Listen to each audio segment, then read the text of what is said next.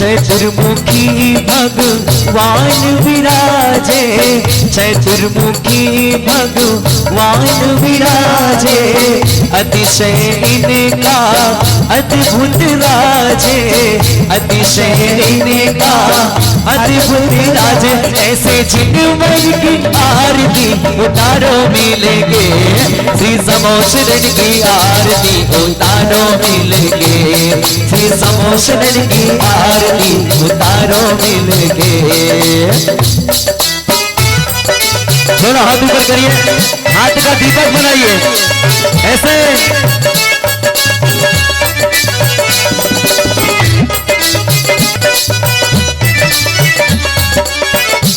दीपक बनाइए अपने हाथ का।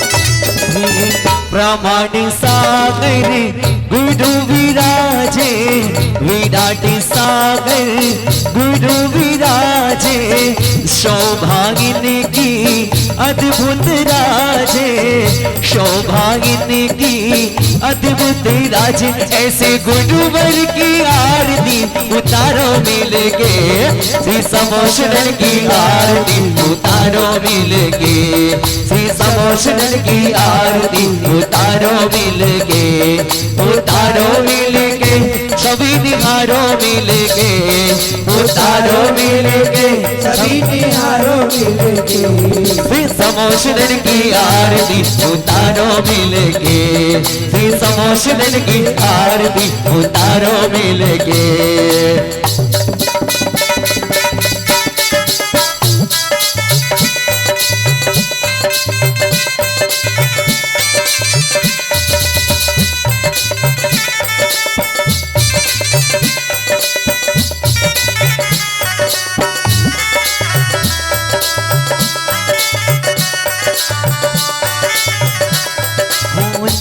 कोई समाव शरण में आता, जो कोई समाव शरण में आता, मन वांछित फल वो पा जाता, मन वांछित फल वो पा जाता। ऐसे जिनवर की आरती उतारो मिलेंगे, श्री समोशरण की आरती उतारो मिलेंगे, श्री समोशरण की आरती उतारो मिलेंगे, श्री समोशरण की आरती उतारो मिलेंगे, श्री समोशरण की आरती उतारो मिलेंगे, श्री समोशरण की आरती उतारो मिलेंगे, श्री समोशरण की आरती उतारो मिलेंगे।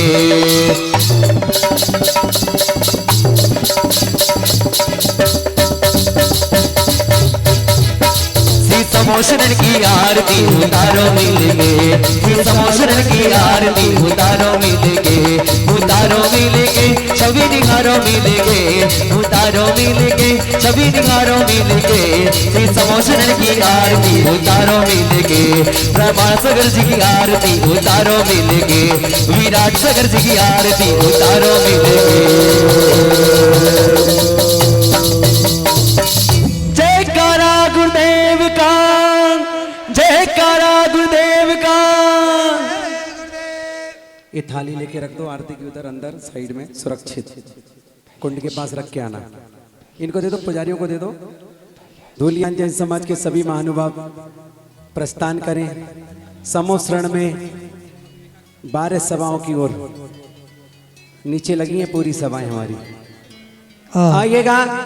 पूज्य महाराज श्री की दिव्य देशना हम सुने इसके पूर्व पूज्य महाराज श्री विराट सागर जी महाराज मंदिर जी की ओर जाएंगे, क्योंकि वहां पर ही बहुत महत्वपूर्ण क्रियाएं होनी है।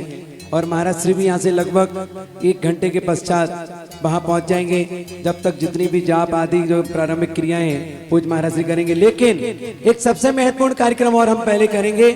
कल सुबह 7 बजे गजरत चलेगा, लेकिन चलाएगा कौन? आप कहेंगे हमारे यहाँ तो गाड़ियों पर ड्राइवर है, आप कहेंगे मेरे यहाँ तो एक बहुत सुंदर ड्राइवर है, लेकिन उन ड्राइवरों से गाड़ी नहीं चलेगी। ये 3 लोग का नाथ का रथ चलेगा, और रथ चलाने के लिए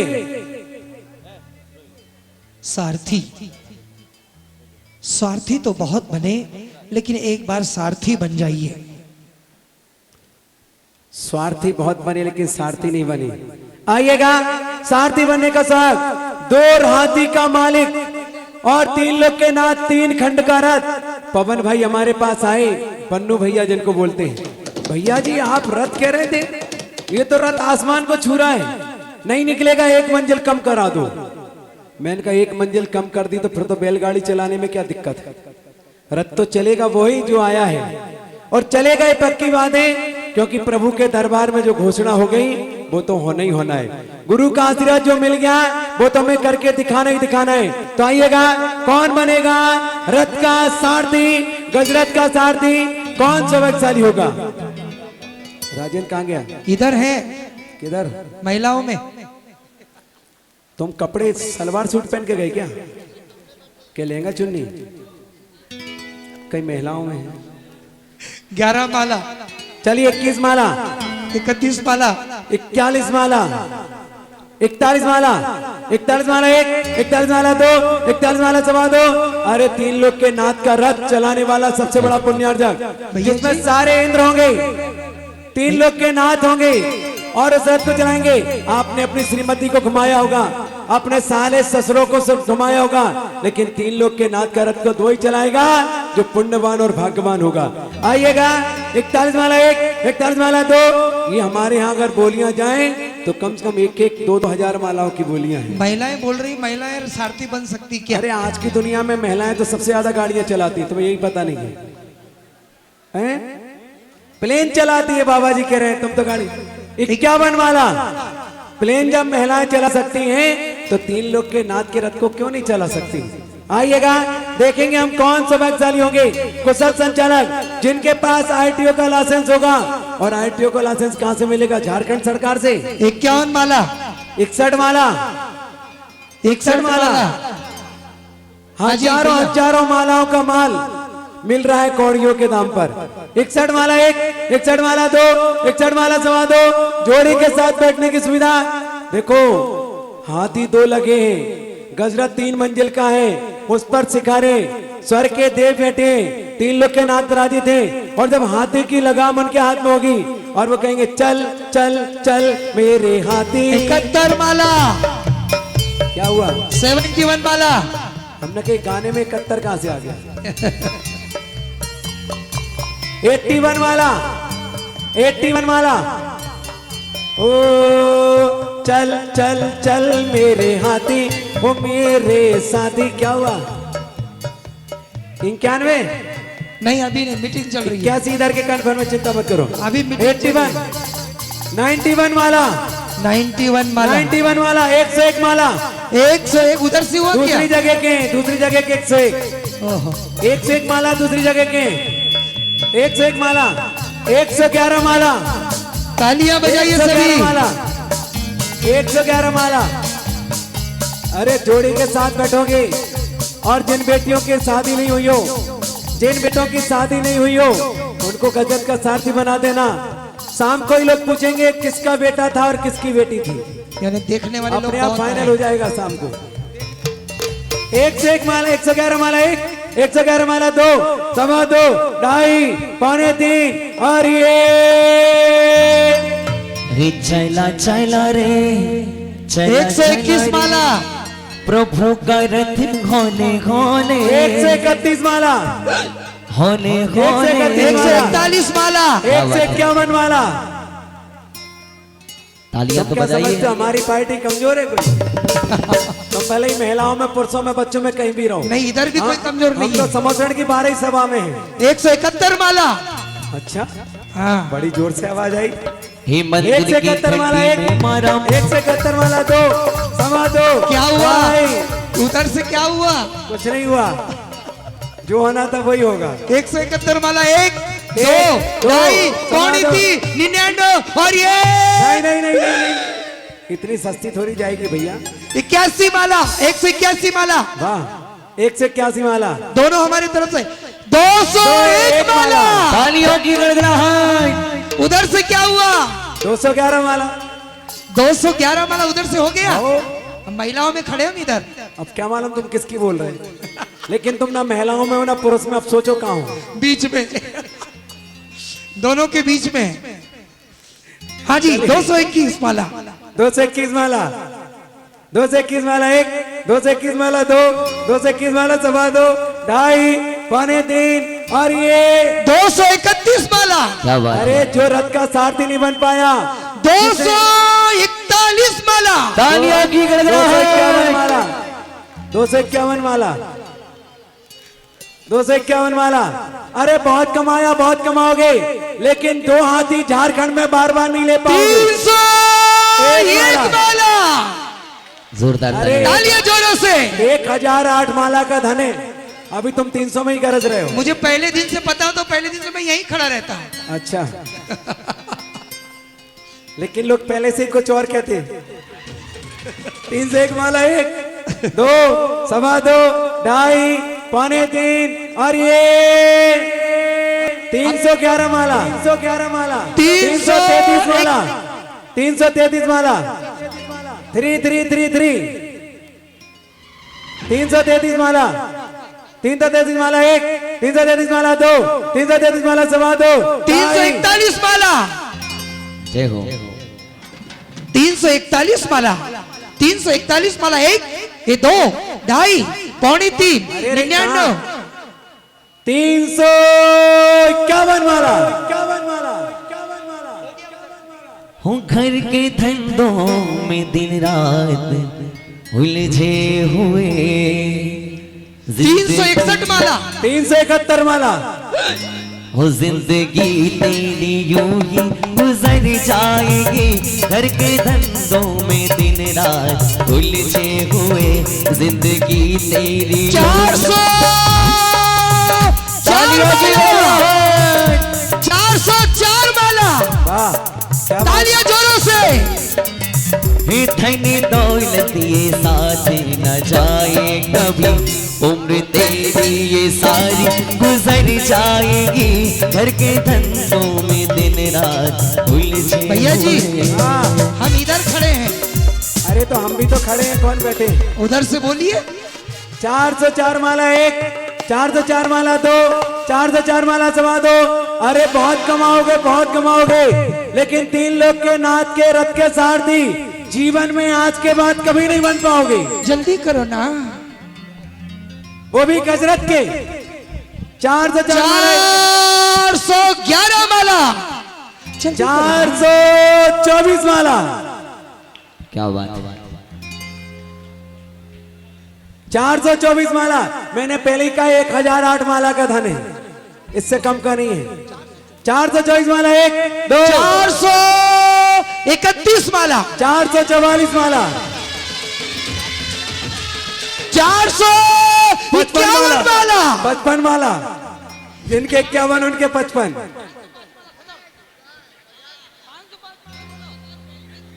अभी तो 50% नहीं हुआ, इतने में ही लोग कितने खुश हो रहे हैं। अरे तालियां बजाओ बोलने वालों के सम्मान में जोरदार। जो जोर से बजाएगा ताली, उसकी बाबा करेंगे रखवाली, जो जोर से बजाएगा ताली, उसकी बाबा करेंगे रखवाली, उसकी बाबा करेंगे रखवाली, उसकी बाबा करेंगे रखवाली, रखवाली। जो जोर से बजाएगा ताली, उसकी बाबा करेंगे रखवाली। क्या हुआ? 450। ये श्वास कभी भी अवरुद्ध हो सकती है। मेरी कोई भी श्वास मेरे जीवन की आखिरी श्वास बन सकती है। अगली श्वास का भी विश्वास नहीं है। ये समझ है?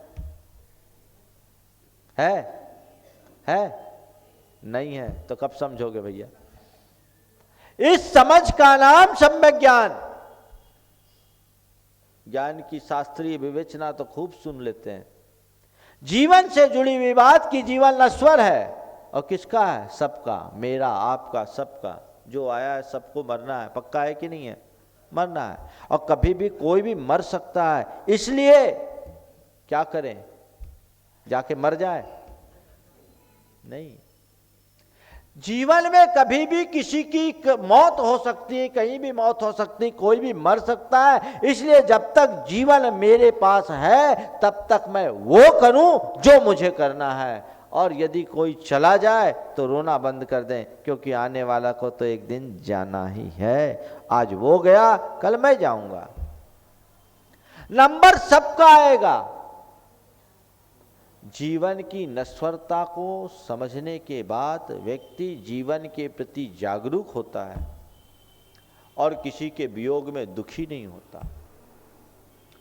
सच्चे अर्थों में देखा जाए तो आज बहुत कम लोग हैं जो अपने जीवन के प्रति सच्चे अर्थ में जागरूक हो। आप अपने जीवन के बारे में बहुत हद तक सोचते हो, तो कहां तक सोचते हो? कहां तक सोचते हो? इतना तो रहता है कि भाई कभी एक दिन मरेंगे, इतनी तो विचारधारा लगभग सबकी है कि कभी भी मरेंगे। और आगे बढ़े तो ये भी हो सकता है कि मेरी मृत्यु कभी भी हो सकती है, तो ठीक है, हमको कुछ अपना सिस्टम बना लेना है। कहाँ तक? एक प्लानिंग होती है, अपना घर बना लें, अपनी व्यवस्थाएं बना लें, बच्चों की शादी कर दें, उनकी व्यवस्था कर दें, कुछ बैंक बैलेंस कर ले, कुछ और सेविंग कर ले, कुछ एसेट्स खड़े कर ले। यही सब सोचते हो? इतना ही सोचते हो कि इससे आगे भी सोचते हो? इतना सोचे हो, इससे आगे गए? ये सोचते सोचते कब तुम्हारे जीवन की शाम हो जाए कोई भरोसा नहीं। एक कोई भरोसा नहीं। ये सब तो तुम करोगे, ये भी जितनी चीजें तुमने सोची है, नश्वर के लिए केवल नश्वर की बात सोची, शाश्वत की बात क्या सोची? मैं अपने इस जीवन में अपने लिए क्या करूं? मैं अपने आत्मा के कल्याण के लिए क्या करूं? जीवन के परभाग के लिए मैं क्या करूं? आपने कभी सोचा जीवन में एक दिन मरना है, मरने के बाद क्या होना है? कहीं जाना है कि नहीं जाना है? जाना है ना? पता है कि नहीं? आदमी जन्मता है, मरता है, जन्मता है, मरता है, जन्मने के लिए मरता है और मरने के लिए जन्मता है। यही है ना? यही आवागमन का क्रम है। आज हमने जन्म लिया, हमारा मरण होगा, मरण करके हमको कहीं जाना है। पक्का है? जाना है? तो कहाँ जाना है इसका पता नहीं, जाना ये तो पता है। ठीक है, जाना ये पता है। मैं आपसे पूछता हूं, जब आपको कहीं जाना होता है तो तैयारी करते हो? क्या करते हो? 2 दिन 4 दिन की यात्रा के लिए आपको जाना होता है, तो तैयारी में क्या करते हो आप? क्या करते हो तैयारी में? महाराज अपनी अटैची तैयार करते हैं, नाश्ते का डब्बा तैयार करते हैं, है ना, तब निकलते हैं। अटैची तैयार करते हैं, नाश्ते का डब्बा तैयार करते हैं। और आज तो महाराज आजकल तो समय अलग है, हम लोग तो कहाँ जाना है, कहाँ ठहरना है, सारा पहले से तय कर लेते हैं, तब जाते हैं। सब बुक होता है। ठीक, मैं आपसे कह रहा हूं, एक स्थान से दूसरे स्थान पर आप जाते हो तो उसके लिए भारी तैयारी करके रखते हो। इस दुनिया से जाने वाले हो, उसकी कोई तैयारी है? कोई तैयारी? एक सज्जन ने मुझसे कहा, महाराज मेरी एक अटैची हमेशा तैयार रहती, क्या पता कब कहाँ जाना पड़े। बहुत ट्रैवलिंग करते बोला मेरी एक अटैची तैयार रहती, कभी भी कहीं भी मुझे जाना पड़ता है। हमने कहा बिल्कुल, जिसको कभी भी कहीं भी जाना पड़ता है वो तैयारी तो करके रखता है। मैं आपसे इतना ही कहना चाहता हूँ, आप अपनी किसी यात्रा का प्रोग्राम करते हैं तो पहले से आप यात्रा का प्रोग्राम बना लेते हैं। आपको पता लगता है कि आपको पता रहता है कि मुझे कब जाना है, कहाँ जाना है, आप उसका सिस्टम बना लिए और आप तैयारी से जाते हो। लेकिन जीवन की ये जो यात्रा है इसका कोई डेट नहीं है। आपको ये पता नहीं है कब जाना है, कहाँ जाना है, ये पता नहीं। ये पक्का है कि जाना है ना? पक्का। कब जाना है ये पता नहीं, कहाँ जाना है ये पता नहीं, ये पता है जाना है, तो क्या करो? अटैची तैयार रखो। क्या करो? अटैची तैयार रखो कि जब फरमान आएगा हम चलेंगे। अगर तुम्हारी अटैची तैयार होगी, तुमको तकलीफ नहीं होगी, और बिना अटैची के जाओगे तो फटे हाल रह जाओगे। समझ गए? अगर तुम्हारे अंदर सही ज्ञान है कि मेरी जिंदगी का अंत कभी भी हो सकता है, कभी भी मेरी मौत आ सकती है, कभी भी मैं मर सकता हूं, कभी भी मेरी अर्थी उठ सकती है, तो मुझे उसकी तैयारी रखनी है। जब उठे मेरी अटैची तैयार है तैयारी? किस किस ने अपनी अटैचियां तैयार की बताओ? हाँ महाराज, सब अटैच्ड हैं। अटैची का जड़ से अटैच है। अपने आत्मा के लिए हमने क्या किया? बहुत गंभीर मुद्दा है, इसे हल्के में मत लेना। मेरे अपने जीवन के लिए मेरी क्या तैयारी? मृत्यु कभी भी आ सकती है। ये मनुष्य जीवन है। कहते हैं ना, मनुष्य जीवन अनमोल रे, मिट्टी में मत घोल रे, अब की मिले तो फिर न मिलेंगे, कभी नहीं कभी नहीं। किसको सुनाते हो? महाराज को सुनाते हैं। मानुष जन्म अमोल रे, मिट्टी में मत घोल रे। सोचो तुम तो मिट्टी में ही घोल रहे हो। नहीं, मुझे कभी भी जाना है और कहीं जाना है, मेरी अटैची हमेशा साथ हो। अटैची में रखोगे क्या, ये भी बताना पड़ेगा। आप जब जाते हो तो अपनी अटैची में क्या रखते हो? कपड़े लत्ते और एटीएम जरूर रखते हो। एटीएम रखते हो ना? हाँ, दवाइयाँ, एटीएम और सब। हम बताएं, आजकल एटीएम का जमाना है। हर व्यक्ति के साथ एटीएम लगा हुआ है, हर प्राणी के साथ एटीएम। एटीएम का मतलब क्या है? एनी टाइम मनी नहीं, एनी टाइम मौत। क्या? एनी टाइम मौत। आप अपनी अटैची तैयार करते हो तो केवल वो चीजें रखते हो जो आपको वहां सहूलियत दे और जिसकी आपको जरूरत है। ठीक? आपकी अटैची में वो चीजें होनी चाहिए जो आपको परभव में सहूलियत दे। क्या देगा सहूलियत? क्या सहूलियत क्या देगा? आज आपके जीवन में जो सहूलियत है किसने दी? हाँ, क्या हो गया महाराज? आज तो पता नहीं आप कौन से मूड में बैठे हैं। हम ही लोगों से पूछ रहे हैं, आप तो बोलो कुछ। हाँ, अटैची में क्या रख के ले जाना है? पुण्य। पुण्य तुम्हारे जीवन में सहूलियत देगा। सत्कर्म तुम्हारे जीवन को ठीक बनाएगा, मजबूत बनाएगा। तो उसकी तैयारी करो। इस दुनिया से हमको कभी भी जाना पड़ सकता है। अगर इसका तुम्हें ज्ञान है तो अपने जीवन को आज से संभालना शुरू कर दो। इस तरीके से संभालो कि मरने के बाद फिर कभी भटकना न पड़े। क्या पता कब कल क्या हो जाए। हरिवंश राय बच्चन की ये पंक्तियां बड़ी सार्थक है। दिग देख जहां तक पाता हूं तम का सागर लहराता है, उस पार कोई भी खड़ा होकर हम सबको खींच बुलाता है। दिग देख जहां तक पाता हूं तम का सागर लहराता है, फिर भी उस पार खड़ा कोई हम सबको खींच बुलाता है। मेरा मन तो डगमग करता तट पर के इन हलखोरों से, एक काकी जब मैं पहुंचूंगा मझधार न जाने क्या होगा। इस पार प्रभु तुम हो, सब हैं उस पार न जाने क्या होगा, इस पार प्रभु तुम हो सब है, उस पार न जाने क्या होगा। सम्यक ज्ञान का मतलब है जीवन के प्रति सावधान होना। अपने आंतरिक जीवन को मजबूत बनाओ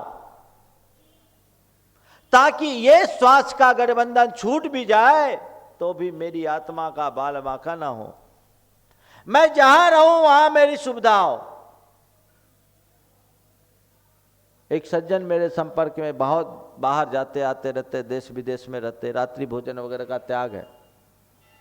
हमने कहा आपको इतना ट्रैवल करना पड़ता है, आपको कोई तकलीफ नहीं होती? बोले महाराज मैं सब जगह अपने आदमी फिट कर रखे हैं, मेरी व्यवस्था है, मैं जहाँ जाता हूँ मुझे पहले से पहले मेरी व्यवस्था मिल जाती है, मुझे तकलीफ नहीं होती।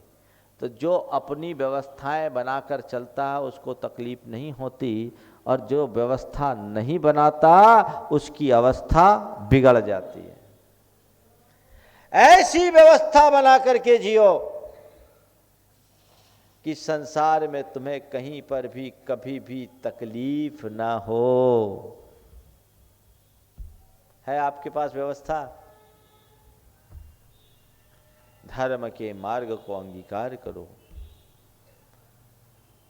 व्रत संयम साधना मूलक जीवन जियो। ई भाव पर भाव कहीं जाओगे कहीं तकलीफ नहीं होगी,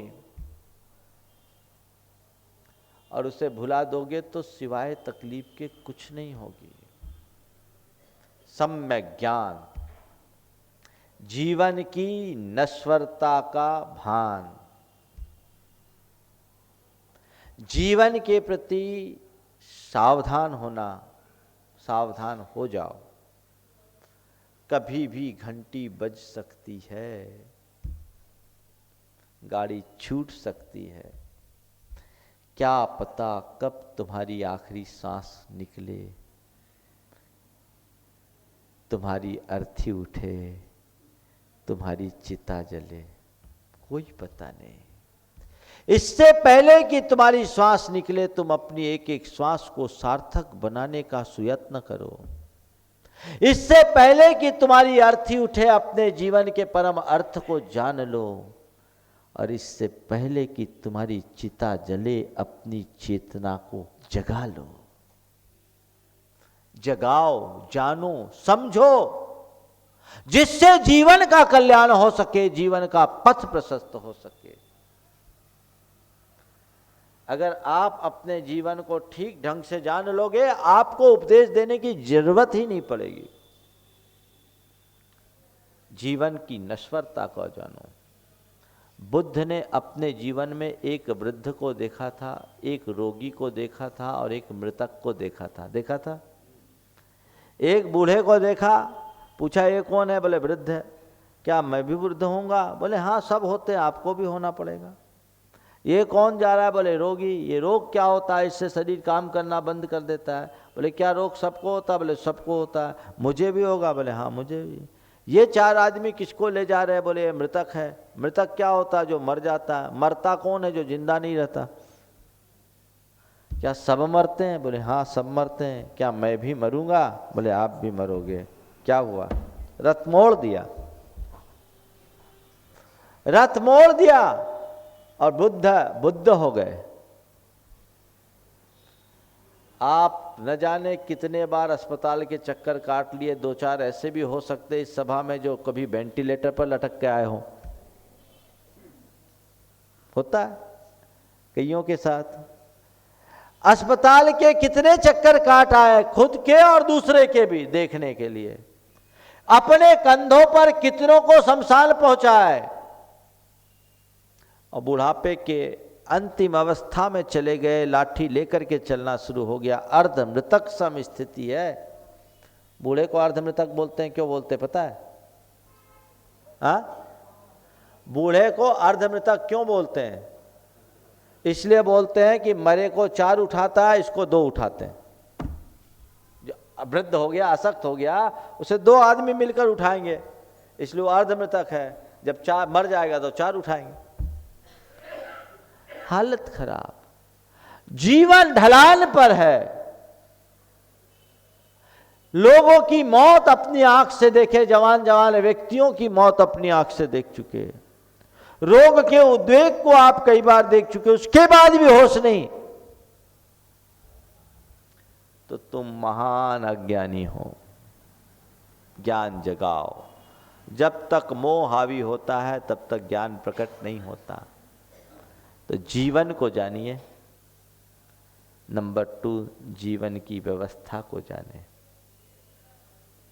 जीवन की व्यवस्था क्या है पता है आपको? आपके जीवन की व्यवस्था क्या है?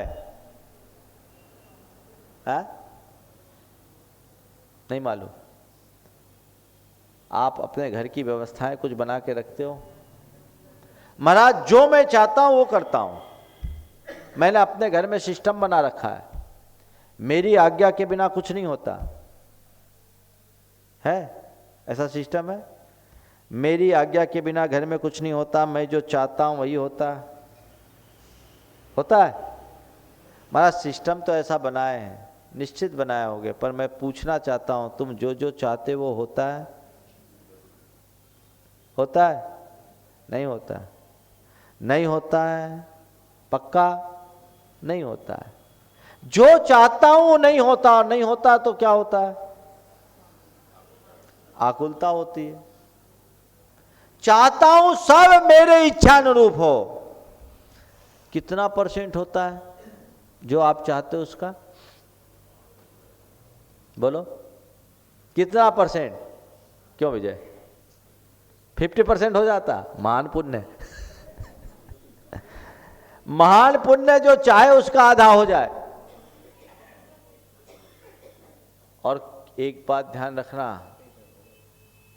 जो चाहते हो वो हो जाए और जैसा चाहो वैसा हो जाए बहुत मुश्किल है। चाहने पर भी होता है कब?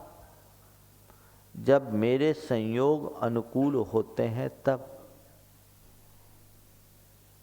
संयोग अनुकूल होंगे तुम जो चाहोगे सो होगा, और संयोग प्रतिकूल होंगे तुम लाख चाहो कुछ नहीं मिलेगा।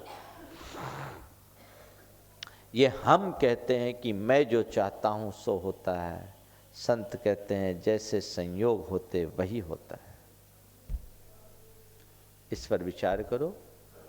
जैसा संयोग होता वैसा होता है, इसलिए ज्यादा चाहत मत रखो, और चाहत रखने के बाद भी पूर्ति ना हो तो आहत मत हो। आप क्या करते हैं?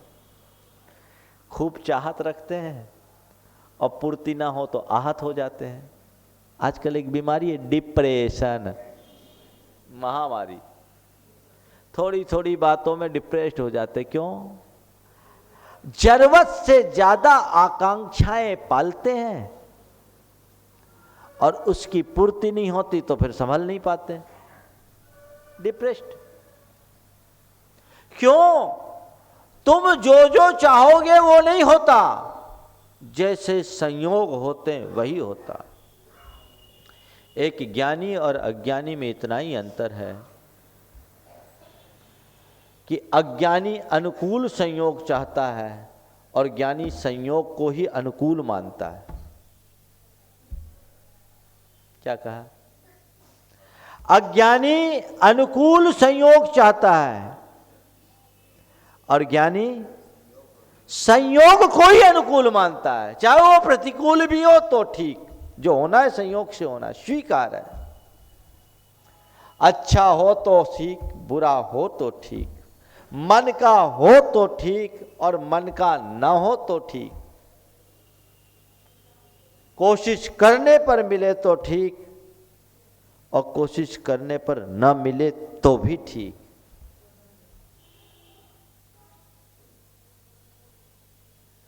वो उसमें अपने अंदर स्थिरता रखता है। यदि आपको इस बात पर दृढ़ श्रद्धा हो और इसका ज्ञान हो कि संसार के सारे संयोग कर्म के अधीन हैं, अनुकूल प्रतिकूल कर्म के जैसे संयोग होते, संसार का यह सारा खेल चलता है, आपको तकलीफ नहीं होगी। इस सिस्टम को जानिए, इस सिस्टम को जानिए। आपको कोई तकलीफ नहीं होगी। जैसे आप कहीं गए हो और वहां का अपना एक सिस्टम हो और उस सिस्टम के अनुरूप आप कोई काम कर रहे हैं, आपको कोई तकलीफ होगी? नहीं होगी। जैसे आप ट्रेन पे जा रहे हैं, आपका रिजर्वेशन है, आप अपनी सीट पर बैठते हैं, दूसरे की सीट पर बैठने की चेष्टा करते हैं? नहीं बैठते, नहीं बैठते। आपके सीट पर आकर के कोई दूसरा बैठता है तो आप अपनी टिकट दिखाते हैं, वो चला जाता है, चला जाता है। सिस्टम आपने फॉलो किया, आपको कोई दिक्कत नहीं हुई। और अगर आप भूल से किसी दूसरे की सीट पर बैठ गए और सामने वाले ने आकर के अपनी टिकट दिखाई कि भाई साहब आप ये गलत जगह बैठ गए, ये मेरी सीट है, तो आप क्या करते हैं? उससे झगड़ा करते हैं? हाँ, उठ जाते हैं। कितनी देर बाद उठते हैं? हाँ, तुरंत उठते हो। क्यों उठते हो? हाँ, भाई सिस्टम के अगेंस्ट जाने से तकलीफ होगा, हम सिस्टम के अगेंस्ट नहीं जा सकते। मुझे यहां से उठ जाने में ही भलाई है। इच्छा के विरुद्ध है तो भी उठते हो? मुंह लटका करके उठते हो कि सहज भाव से उठते हो? भैया नहीं, ठीक है, उठने में ही सार है। उस समय आप कोई ऐसी प्रतिक्रिया नहीं करते। बस जीवन में जब भी कोई इच्छा विरुद्ध कार्य हो और मन मलिन होने लगे, समझो यही सिस्टम है, एक्सेप्ट इट। उसको स्वीकार कर लो, तुरंत स्वीकार कर लो। मजा ही मजा है। अरे ये हम चाहते नहीं थे, ऐसे कैसे हो गया, अब जद्दोजहद में लग गए, उलझ गए। अशांति, और खूब अशांति करने के बाद भी उसको सुधार सको तो ऐसा तो है नहीं। संसार का एक भी संयोग ऐसा नहीं है जिस पर तुम्हारा अपना कंट्रोल हो। एक भी संयोग ऐसा नहीं है जिस पर तुम्हारा अपना 100% कंट्रोल हो। ये तुम्हारे मन का अज्ञान, तुम्हारे अंदर का अहंकार जो तुम्हें उनमें उलझाता है, और इससे ही कर्तृत्व और स्वामित्व की भावना प्रबल होती है जो दुखी बनाता है। जो जैसा है उसको उसी अनुरूप जीने वाला सम्यक ज्ञानी होता है। जिसको लाभ में और नुकसान में, जीवन में मरण में, सुख में और दुख में, पाने और खोने में सम बुद्धि हो जाए, सच्चे अर्थों में वही सच्चा ज्ञानी है। उस भूमिका तक पहुंचने के लिए पहले सिस्टम को समझना पड़ेगा। जिसने सिस्टम को समझा वो कभी दुखी नहीं हुआ। मैना सुंदरी का विवाह किससे हुआ? हाँ, तो विवाह के बाद उसको कोढ़ हुआ था क्या? हाँ, पहले से था, उसने देखा था। पिता ने बता दिया था कि कोढ़ी से शादी कर रहा हूं, कि बिना बताए किया था? बता दिया था। मैना सुंदरी ने क्या किया? क्या किया? क्या? कर्मों के अनुसार स्वीकार किया। रोई? किसी के साथ आरजू मिन्नत की? क्या किया? पिताजी मैंने तो एक ही बात सीखा है गुरुओं से, जो कर्म के अनुकूल संयोग होंगे वही मिलेंगे। अगर मेरे लिए मेरा पति कोढ़ी लिखा है तो कोढ़ी मेरा पति नहीं, मेरे लिए परमेश्वर है, कंचन वर्णी है। क्या ज्ञान था उसको! एक पल के लिए वो मैना सुंदरी विचलित नहीं हुई। किसकी ताकत थी ये? ज्ञान की, और ज्ञान के अनुकूल श्रद्धा की। जान ली, ठीक है, यही लिखा है, और ठीक है। आज बोलते हैं अच्छे रूपवान को देखे, कोई गारंटी है आज जो रूपवान है कल रूपवान बना रहे? सनत चक्रवर्ती एक पल पहले तक तो लोक का सर्व सुंदर व्यक्ति दिख रहा था और अगले पल शरीर में कोढ़ हो गया। चक्रवर्ती को किसने देखा, किसने जाना, लेकिन मैना सुंदरी एक पल को विचलित नहीं हुई, स्थिरता बनाई रखी। और उसकी स्थिरता का ये कमाल हुआ कि श्रीपाल कोढ़ी से कामदेव हो गया, कंचन वर्णी हो गया। आज अगर किसी मैना सुंदरी के साथ उसके पिताजी ऐसा कर दे तो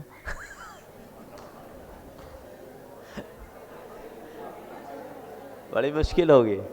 पहली बात तो ना तो आज ऐसी मैना है ना ऐसे पिता, अगर कर दे तो फिर मामला ही उलट हो जाए।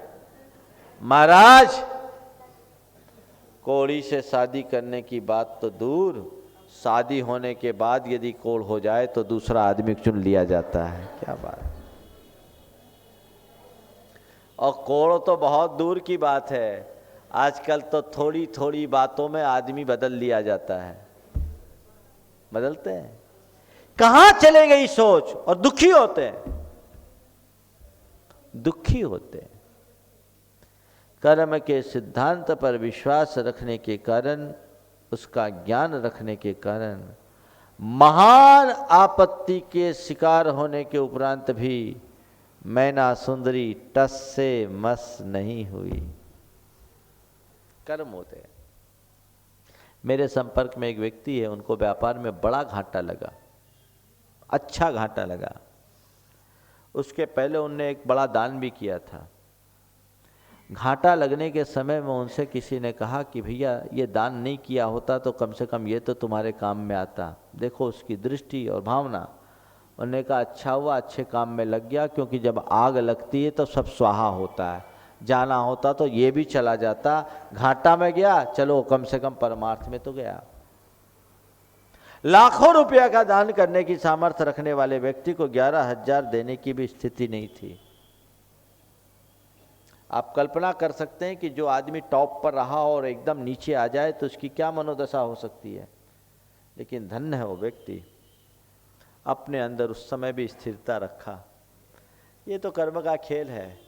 मुझसे कहा महाराज आप लोग तो रोज़ यही बताते हैं कि जीवन का कोई भरोसा नहीं, कब तुम्हारा ग्राफ उठे और कब नीचे गिर जाए। आप तो आशीर्वाद दो कि मैं अपनी स्थिरता बनाए रखूं। उसके गांव में 7 मंदिर थे। उसने नियम लिया रोज अभिषेक पूजन करना, और 7 मंदिर के जब तक दर्शन न कर लूं तब तक मुंह में पानी नहीं डालना। 11 बजे के बाद मुंह में पानी डालता। बोला अभी अशुभ समय चल रहा है, कर्म का उदय ऐसा है, मैं अभी कुछ नहीं करूंगा। वो आदमी ने 8 महीने तक ऐसी चर्या रखी, और संयोग से उनकी एक विवादित जमीन थी, रास्ता मिला, जमीन बिक गई, अच्छा उनकी अपेक्षा से अच्छा पैसा आया। आज वो आदमी फिर से खड़ा हो गया। 8 महीने तक उनने जो स्थिरता रखी उसका 2 लाभ हुआ। पहला लाभ तो ये हुआ कि 8 महीने तक टेंशन फ्री रहे,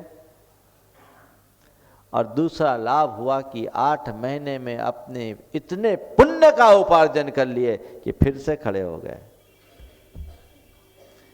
बस जीवन की इस व्यवस्था को जान लोगे, तुम्हारा बाल बांका भी नहीं होगा, और इसको नहीं जानोगे तो तुम्हें भगवान भी नहीं संभाल सकेगा, कोई नहीं संभाल सकता। इसलिए ज्ञान को प्राप्त करो। कहा जाता है ज्ञान समान न आन जगत में सुख को कारण, यह परमामृत जन्म जरा मृत्यु रोग निवारण। ज्ञान से बड़ा सुख का और कोई कारण नहीं है। आप अपने भीतर के ज्ञान को रखो, और ज्ञान आ जाने के बाद दुख में भी हित दिखता है। आपके लिए कोई चाकू लेकर के आए और आपके शरीर में घुसाने लगे तो आप क्या करोगे? डर जाएंगे, प्रतिकार करेंगे कि ये मेरे ऊपर जानलेवा हमला करने जा रहा है, उस पर केस कर दोगे। और वहीं जब आपको कोई तकलीफ हो, आपके पेट का ऑपरेशन हो, डॉक्टर आपका पेट चीरता हो तो हाँ, क्यों? आनंद आता है उस समय। तो जानते हैं कि ये छुरी मेरे लिए दुख के लिए अभी है, लेकिन हित का कारण है, डॉक्टर मेरा हित नहीं कर सकता। डॉक्टर के आगे सरेंडर हो जाते हैं। बस जीवन में जब भी कोई दुख आए, ये समझ लो ये एक ऑपरेशन हो रहा है। थोड़ी देर बर्दाश्त कर लोगे तो आगे ज़्यादा आराम होगा। वो डॉक्टर की छुरी की तरह स्वीकार कर लो, तकलीफ नहीं होगी। और हत्यारे की छुरी मान कर चलोगे, सिवाय तकलीफ के कुछ नहीं होगी। एक्सेप्ट करो। आप अपने जीवन में आगत सभी संयोगों के प्रति स्थिरता का भाव रखने का अभ्यास करोगे, जीवन में आनंद आनंद और केवल आनंद की अभिव्यक्ति होगी। सबके जीवन में इतना ज्ञान प्रकट हो जाए, बाकी तो ग्रंथ का विस्तार है।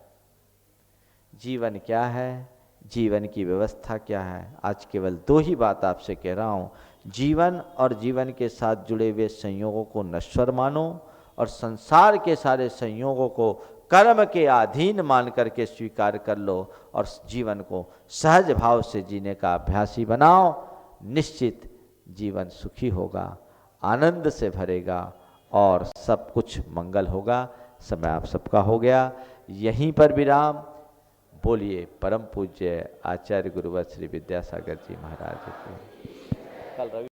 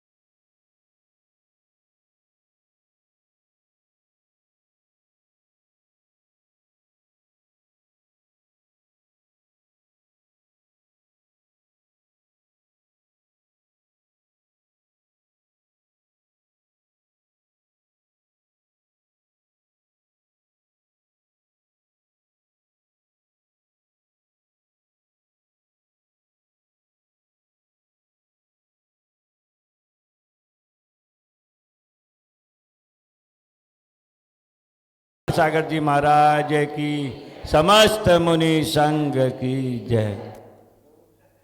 एक साधु पद विहार कर रहा था। काफी लंबी यात्रा थी और भटक चुका था। रास्ते में एक किसान मिला और उसने उससे पूछा कि भाई मुझे अमुक गांव जाना है, कितनी देर में पहुंच जाऊंगा? उसने कहा कि ज़्यादा दूर नहीं है बाप का गांव, यहाँ से आप 2 घंटे में पहुंच जाओगे। मैं भी उधर ही चल रहा हूँ, आप चाहो तो मेरे साथ चल सकते हो।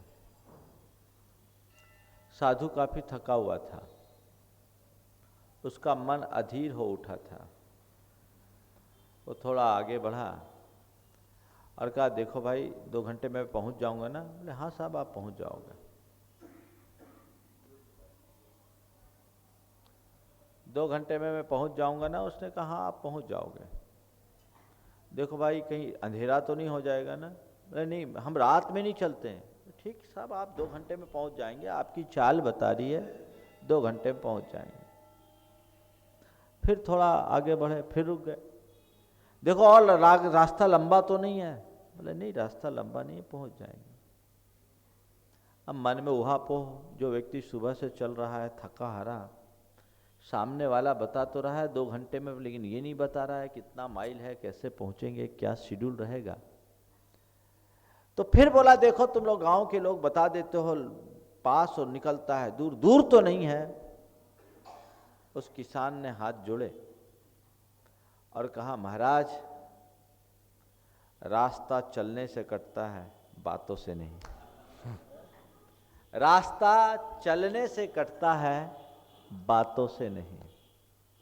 बहुत गहरा सूत्र उस किसान ने उसे दे दिया। उस साधु ने अपनी आत्मकथा में लिखा कि जो बातें मैंने बड़े बड़े ग्रंथों से नहीं सीखी, वो बात मुझे किसान के एक वाक्य ने दे दिया। निश्चित ये जीवन का एक बहुत बड़ा संदेश सूत्र है कि रास्ता चलने से कटता है, बातों से नहीं। आज मैं आपसे केवल इतना ही कहता हूँ, चिंतन मनन प्रवचन तो बहुत हुए, अब चलिए कुछ करिए। अब बात करने की है, अपने जीवन में मुझे क्या करना है हमें यह तय करना है। जो मनुष्य अपनी भूमिका के अनुरूप अपने आचरण में बदलाव नहीं लाता, वो व्यक्ति कभी अपना कल्याण नहीं कर सकता। हम अपनी भूमिका के अनुरूप क्या कर सकते हैं? हमारा मुख्य मार्ग सम्यक दर्शन, सम्यक ज्ञान और सम्यक चारित्र की त्रिवेणी का नाम है। जब हमारे साथ तीनों होते हैं, मैंने सम्यक की बात आपसे की, ज्ञान की बात आपसे की, आज चारित्र की बात है। चारित्र का मतलब है आचरण, चर्या, अपने जीवन में बदलाव। हर व्यक्ति के जीवन में कुछ ना कुछ बदलाव होना चाहिए, घटित होना चाहिए। हम अपने जीवनचर्या में कुछ परिवर्तन करने के लिए अपने आप को मानसिक रूप से तैयार किए हैं या नहीं? जितना आपने सुना, सुनने में तो अच्छा लगा, मजा आया, लेकिन जो सुना उसमें से कुछ चुना है कि नहीं? तय करे, कुछ फैसला करे कि हमें ये करना, अपने जीवन के क्षेत्र में ये करना है। चारित्र के क्षेत्र में सबसे पहला कदम आप रखना चाहते हो, कहां से शुरुआत करते हो? एक कदम चलो। एक एक कदम चल करके भी व्यक्ति हजारों मील चल सकता है, और हजारों मील की यात्रा बातें करने वाला आदमी एक कदम भी नहीं चल सकता। हमको एक कदम चलना है, एक कदम से अपनी शुरुआत करनी है, और एक कदम से चलते चलते हजारों मील की यात्रा पूरी करनी है। वो पहला कदम क्या है? पहला कदम हमारा क्या है? सबसे पहला कदम कुलाचार का पालन। चरित्र के क्षेत्र में आपका पहला कदम कुलाचार का पालन। कुलाचार समझते हैं?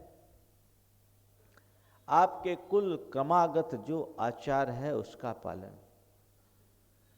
आपका एक सौभाग्य है कि आप ऐसे कुल में जन्म लिए जहां अहिंसा के संस्कार घुट्टी में दिए गए। और उस अहिंसा के संस्कारवश तुम्हारे कुल में ऐसा कोई आचरण नहीं रहा जिसमें किसी प्रकार की स्थूल हिंसा होती हो। लेकिन आज युग बदला, कुलाचार खोया, दुराचार बढ़ा। कहां तो धर्म के क्षेत्र में व्रत, संयम और त्याग तपस्या के उच्च मानक स्थापित किए गए, वहीं आज कुलाचार की उपेक्षा के कारण खुल्लम खुल्ला दुराचार की प्रवृत्ति प्रारंभ हो गई। हम तय करें कि हम कम से कम पहले चरण में कुलाचार में दृढ़ रहेंगे, जिससे अपने परिवार का गौरव बढ़े, कल्याण हो। क्या है आपका कुलाचार? सबसे पहले चरण में मद्य, मांस और मधु का त्याग। यह महान हिंसा है, इसमें जीव विघात होता, आप इसका त्याग करें। कोई भी मादक पदार्थ का अगर आप सेवन कर रहे हैं तो सच्चे अर्थों में आप भगवान के अनुयायी कहलाने के अधिकारी नहीं हैं। आप यदि अपने आप को जैन कहते हैं या जिन धर्म के अनुयायी कहते हैं तो आपको मादक पदार्थों के सेवन का पहले त्याग करना होगा। अब तक किया तो किया, आज से तय कर ले कि अब हम ऐसा कोई कर्म नहीं करेंगे, आज से मेरे मादक पदार्थ का त्याग कर सकते हैं। पहली बात, मैं एकदम नीचे से बात कर रहा हूं, बात तो मुझे बहुत हाइट की करनी चाहिए थी, लेकिन आचार्य श्री ने कहा कि आवरण के सामने आते ही प्रायः नयन नम जाते हैं। आवरण के सामने आते ही प्रायः नयन नम जाते हैं और आचरण की बात आते ही प्रायः चरण थम जाते हैं। जब करने की बात आती है घबरा जाते हैं। घबराने की बात नहीं, शुरुआत। मादक पदार्थों का सेवन हम किसी रूप में नहीं करेंगे। ये जिस घर में कुलाचार का पालन होता है ना, वहां दुराचार नहीं होता। आज का युग ऐसा बिगड़ रहा है कि आज तो बच्चे अपने स्टूडेंट लाइफ से ही 10th 11th में आते हैं और नशा के आदी हो जाते हैं। वातावरण ऐसा बिगड़ रहा है, सब तरफ अनाचार की आंधी है। ऐसी स्थिति में अपने निष्ठा के दीप को कैसे आप प्रज्वलित रख सकोगे? संत कहते हैं, अनाचार की आंधी में तुम अपने निष्ठा के दीप को तभी सुरक्षित रख सकते हो जब तुम्हारे साथ संकल्प की चिमनी हो। सत संकल्प, दृढ़ संकल्प की मुझे कुछ करना ही नहीं, चाहे सूरज पूरब से पश्चिम हो जाए, लेकिन मैं अपने संकल्प से विमुख नहीं होऊंगा। मद्य का त्याग, मांसाहार का प्रत्यक्ष और अप्रत्यक्ष रूप से त्याग। प्रत्यक्ष रूप से तो कोई नहीं करता, लेकिन अप्रत्यक्ष बहुत सारी ऐसे खाने पीने की चीजें आपके व्यवहार में आती है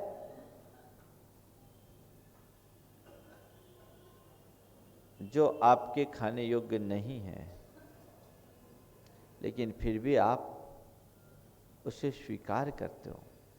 विचारना है। हम ऐसी कोई खाद्य सामग्री का प्रयोग नहीं करेंगे जिसमें अप्रत्यक्ष रूप से भी मांस भक्षण का दोष लगता हो। इतना तो हमको करना चाहिए। कोई भारी काम तो नहीं है, कर सकते हो कि नहीं? करो, लेकिन फिर नॉन वेज होटल में खाना बंद कर दो। आजकल सारे शादी विवाह की पार्टियां नॉन वेज होटल में दी जाती है, जिनका एक ही मैस होता है, उसी में वेज बनता है, उसी में नॉन वेज बनता है। अनदेखा सच आप लोगों ने देखा होगा, विराट सागर जी महाराज से ले लेना। पढ़ो, उसके बाद भी वो जब साफ बोलता है, जाहिर है कि इसमें वेज नॉन वेज एक साथ बनता है और आप उससे बच नहीं सकते, तो आप खाने क्यों जाते हो? एक जागरूकता चाहिए। हम आपको 5 स्टार होटल में जाने से मना नहीं करते हैं, वहाँ की व्यवस्था बदलवाइए। कुछ होटलों में ऐसा हुआ है, चौरंगी भवानीपुर में मैं था तो एक रेस्टोरेंट में स्पष्ट लिखा हुआ था कि वेज और नॉन वेज का किचन सेपरेट है, उसके होर्डिंग में लिखा हुआ था, क्योंकि उधर गुजराती ज़्यादा रहते हैं। आप जाएं और वहाँ से बिना खाए आए और इस बात की टिप लिख करके आए कि आपके वेज नॉन वेज एक साथ बनते, किचन एक है, इसलिए हम आपके यहाँ खाना नहीं खा सकते। अगर अवेयरनेस ऐसा आ जाए तो जैसे आज आपको जैन मेन्यू अलग मिलता है, वैसे ही जैन किचन या वेज किचन अलग भी होने लगेगा, आपकी समस्या हल हो जाएगी। आप में जागरूकता कहाँ है? आप एडजस्ट कर लेते। आपका बच्चा किसी हॉस्टल में पढ़ता, वहाँ का मैस एक होता, आप वहाँ के मैनेजमेंट को कुछ नहीं बोलते। आपको चाहिए कि वहाँ के मैनेजमेंट पर दबाव डाल करके कि नहीं हमारा बच्चा वेज है, उसकी भावनाएं आहत होती है, एक काम नहीं होना चाहिए, आप स्वीकार कर लेते हैं। अगर आप में दृढ़ता हो अपने आचार्य के प्रति, तो आपको वहाँ का नियम बदलना होगा। बेनारा जी ने एक दिन बताया कि उनके परिवार के बच्चे रुड़की से IIT किए, दिन में खाते थे, वहाँ का हॉस्टल का नियम परिवर्तित हो गया, उनको दिन में भोजन मिला। अवेयरनेस कहाँ है? आप अपने बच्चे की पढ़ाई का तो ख्याल रखते हैं, उसके संस्कार का ख्याल कहाँ रखते हैं? आप तो ये सोचते चलो अच्छे कॉलेज में मेरे बच्चा दाखिल हो गया, बढ़िया, मुश्किल से होता, अब चलता बेटा तू मत खाना। वहीं बगल में वेज खा रहे, वहीं बगल में नॉन वेज खा रहे, ग्लानि कहाँ रहेगी? और जिसकी ग्लानि खत्म हो गई वो अहिंसक कैसे होगा? तय करे नहीं, मैं अपने जीवन में ऐसा कोई कर्म नहीं करूंगा जिसमें प्रत्यक्ष अथवा अप्रत्यक्ष रूप से नॉन वेज आता हो। ये संकल्पी हिंसा है। भगवान के अनुयायी बनने के लिए पहले चरण में इसका तो परित्याग करना ही चाहिए, दृढ़ता पूर्वक, चाहे उसके लिए मुझे कितना भी नुकसान झेलना पड़े, नहीं लेंगे। आज भी मेरे संपर्क में अनेक ऐसे लोग हैं जिनकी सारी मीटिंगें 5 स्टार होटलों में होती है, लेकिन वहां का कुछ भी नहीं लेते, कुछ भी नहीं लेते। अपने ऊपर है, मनुष्य चाहे तो सब कुछ कर सकता है, और अगर एडजस्ट करना है तो फिर तो सब कुछ एडजस्ट हो रहा है। किसी भी प्रकार से नॉन वेज जिन चीज़ों में है उनका हम सेवन नहीं करेंगे।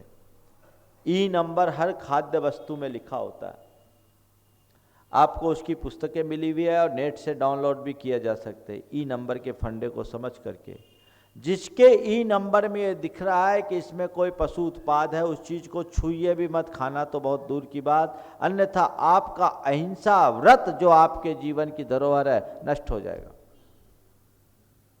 हमको नहीं लेना, अरे महाराज सब में ही तो डला है, डला है तो डला है, हम खाएं, प्राण दे देंगे, लेकिन जिससे जीव हिंसा होती वो चीज हम स्वीकार नहीं करेंगे। एक ही तो मेरा व्रत है, केवल संकल्पी हिंसा का ही तो हमने त्याग किया, और उसको जानबूझ करके भी हम अनदेखा कर दें तो मेरी भगवान की वाणी पर कोई निष्ठा नहीं, और मेरे मन में अपने कल्याण का कोई भाव नहीं। दृढ़ता होनी चाहिए कि नहीं ऐसा तो मुझे करना ही नहीं है, एट एनी कॉस्ट। आधुनिकता की होड़ में मनुष्य कुछ भी करने को राजी हो जाता है, और आज तो कंज्यूमरिज्म है। टीवी में ऐड देखा, आप अपने घर ले आए, कई ऐसी सामग्री है जिसको छूना भी नहीं चाहिए, पर वो आपके घर की शोभा बनी हुई है। आजकल एक क्राकरी है बोन चाइना, चौरंगी में मैंने बोला था, बोन चाइना की क्राकरी प्राय सब घर में होगी। वो है किससे बनी? बोन से बनी हुई, फिर भी आप अपने घर में रख रहे हैं। हड्डी है हड्डी। मैंने जब चौरंगी में ये बात बोली तो एक छोटा सा बच्चा था 10 साल का, उस बच्चे ने नेट से बोन चाइना का डिटेल डाउनलोड किया, उसके बनाने की प्रक्रिया निकाली, और मम्मी से कहा सारे बर्तन फेंक दो। मम्मी कही बेटे एक दो तो रख लो, मगर मम्मी हड्डी को घर में क्यों रखना है, फेंक दिया सब। कई लोगों ने फेंका, नहीं होती। 20 हाथ नीचे तक की हड्डी निकाल कर शल्य शोधन करने की बात की। माने जिस घर के 20 हाथ नीचे तक हड्डी हो उस घर में गड़बड़ होता है, तो जिस घर के ड्राइंग रूम में यदि हड्डी सजी हो उस घर का हाल क्या होगा। मुनि महाराज के लिए कहा गया कि स्नान व्रती मुनि, यदि हमसे कभी हड्डी का स्पर्श हो गया तो हमको दंड स्नान करके एक उपदेव बाबा का जो दंत कांति उसका प्रयोग करो, सब्स्टिट्यूट देखो, जिसमें जीव हिंसा ना हो वो कार्य करो। मद्य का, मांस का दृढ़ता पूर्वक त्याग होना चाहिए। ऐसी क्राकरी अगर तुम्हारे घर है तो आज ही जाके फेंक देना और नहाना, वह अशुद्ध चीज है। ये एकदम नकारात्मक ऊर्जा के कारण है। तुम्हारे पास वैभव है, सोने चांदी के बर्तन बनाओ ना, उसमें खिलाओ लोगों को। ये क्या तरीका है हड्डी में खिलाना? ये तो पूर्व पाषाण युग से भी पीछे चले गए। कहां जा रहे हैं? बस एडवर्टाइजमेंट देखना और प्रभावित होना, ये बहुत गंदी बात है। ये ऐड का खेल मालूम क्या होता है? एक आदमी मरा सपने में, सपने में मरा, यमलोक गया, उसका खाता देखा गया तो पुण्य पाप बराबर था। तो पूछा गया भैया तुम स्वर्ग में जाना पसंद करोगे कि नरक में? तो थोड़ा पसोपेश में पड़ गया, कहाँ जाऊं कोई निर्णय नहीं ले पाया। तो बोला एक काम करो, तुम दोनों जगह घूम आओ, फिर जहाँ चाहोगे वहाँ विजिट, तुम्हें शिफ्ट कर देंगे, विजिट कराओ दोनों जगह। पहले स्वर्ग में गया। स्वर्ग में गया तो क्या देखता है, जितने भी देवी देवता सब अपने अपने में मगन, कोई पूजा कर रहा, कोई ध्यान कर रहा, कोई जाप कर रहा है, सब अपने आप में मगन। वहाँ जाके देखा, बोला क्या लाइफ है इनकी, कोई लाइफ ही नहीं है, सब अपने आप में मगन है, कोई मजा ही नहीं है। चलो नरक चल कर देखते हैं। नरक गया, जैसे ही गया तगड़ा रिसेप्शन हुआ। थोड़ा अंदर गया, वहाँ डिस्कोथेक चल रहा था, उसे ब्रांडी दी गई, शराब और शबाब का चरम रूप। उसने कहा जीवन का सच्चा रूप तो यही है, जीवन का असली सुख तो यही है, फालतू में पंडितों ने नरक को बदनाम कर रखा है। बोला बस ठीक है, लौट के आया। बोला क्यों भाई, कहाँ जाना चाहते हो? बोले मुझे नरक जाना। बोले नरक जाना? बोला हाँ, देख लिया तुम्हारे स्वर्ग में कुछ नहीं रखा, मैं तो नरक जाऊंगा। कहा सोच लो। बोले मैं कह रहा हूं ना मुझे नरक जाना, आप भेज दो। उसको नरक शिफ्ट किया गया, और जैसे ही नरक पहुंचा उसके साथ मारकाट शुरू हो गया। मारकाट शुरू हो गया, एक साथ अनेक नार की टूट पड़े, वही मारकाट रौद्र रूप, उसकी आत्मा कांप गई। ये क्या? उसने कहा हद हो गई, अभी मैं जो देख कर गया वो नरक कुछ और था और ये नरक कुछ और है, मामला क्या है? उसने कहा हजूर साहब वो नरक का विज्ञापन था, ये असली नरक है। वो नरक का विज्ञापन था, ये असली नरक है। आज का विज्ञापन का युग ऐसा ही है, इस चकाचौंध से ज्यादा प्रभावित मत होना। अपने आप को इनसे बचाओ, मद्य से, मांस से। जैन परंपरा में मधु का भी त्याग बताया। क्यों? मधु मधुमक्खियों के छत्ते को उजाड़ कर प्राप्त किया जाता है। किसी का घर उजाड़ना बहुत बड़ा पाप है। एक बूंद शहद के उपभोग से 7 गांव को जलाने का पाप लगता है। अगर कभी डॉक्टर बोले मधु के साथ दवाई खाने, तो चाशनी के साथ खा लो, ज्यादा गुणकारी होगा। वैष्णव परंपरा में शहद को प्रसाद में डाला जाता है, वो एक अलग बात है। लेकिन कोई भी हो, आज कोई भी शहद शुद्ध नहीं होता, क्योंकि शहद तो मधुमक्खियों की उगाल है और उसमें सूक्ष्म जर्म्स होते हैं, इसलिए ये खाने योग्य नहीं। तो मद्य, मांस, मधु का त्याग पहले चरण में मद्य, मांस, मधु के त्याग का दृढ़ संकल्प।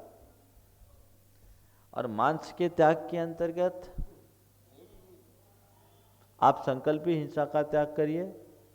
संकल्पी हिंसा के त्याग में चर्म निर्मित सामग्री का त्याग, जूते चप्पल पर्स बेल्ट क्या बिना चमड़े के आप नहीं रख सकते हैं? अहिंसा धर्म के अनुपालक होकर अगर चमड़े के जूते पहनते हो, चमड़े के पर्स रखते हो, चमड़े की बेल्ट पहनते हो, क्या यह शोभास्पद है? नहीं। आज के बाद मैं चर्म निर्मित किसी सामग्री का प्रयोग नहीं करूंगा। महाराज हजारों हजार के जूते रखे, उनका क्या करेंगे? अरे भैया जूतों की इतनी चिंता काहे करते हो? वो तो चाहे जहां चाहे जितने मिल जाते। जूतों की कमी है।